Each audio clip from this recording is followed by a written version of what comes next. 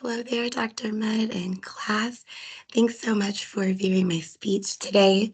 My name is Katie Brown. I'm going to go ahead and dive right into the presentation and share my screen with you all.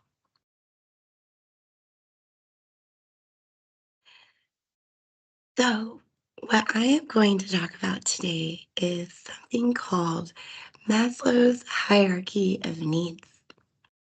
And this is a topic that I think is really important. This is a theory that has had profound influence in psychology and even beyond that into other fields. And it's still studied today. And it was developed in 1943, which is pretty amazing. So, this theory has done so much in the last 82 years to help us understand human need and what that means and put language around it. Um, a little bit about me, a little context for this presentation. My former career was as a licensed chemical dependency counselor intern, and I have also worked in the field of mental health and social services for 6 years. This research is based on peer-reviewed studies that have taken place, as well as some biographical resources about Maslow himself. So to continue forward, we have the pyramid that he created. And so this is going over the original theory, which is different from what has developed over time and later on. But what he believed is that this pyramid are needs that are broken up and they are linear in nature, they're hierarchical in nature. So his belief is that you have to start at the bottom and get those needs met to move on to the next step in the pyramid. Now, an important piece of this is the self actualization that he has at the very top. Because in Maslow's original theory, he did not believe that this is attainable for everybody. And he also didn't know or believe that this was something that could be maintained necessarily over a long period of time.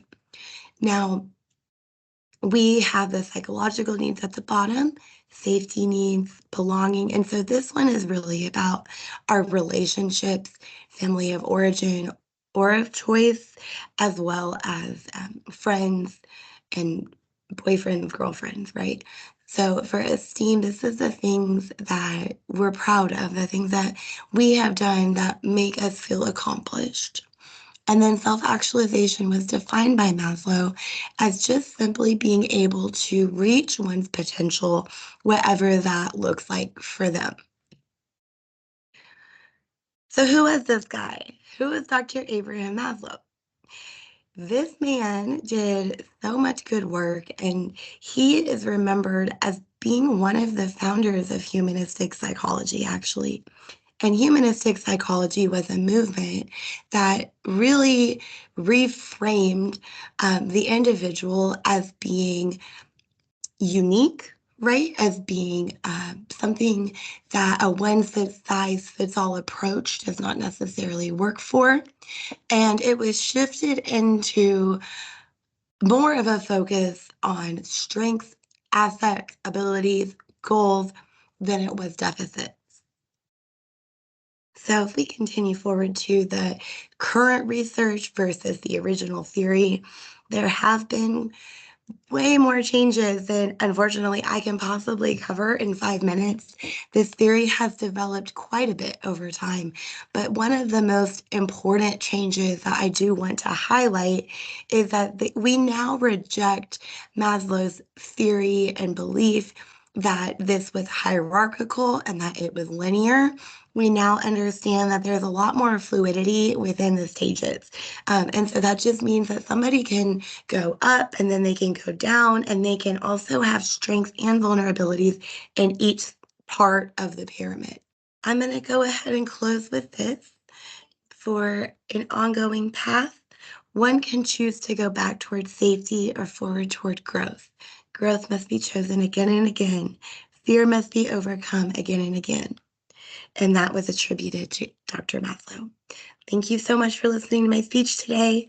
Have a great day.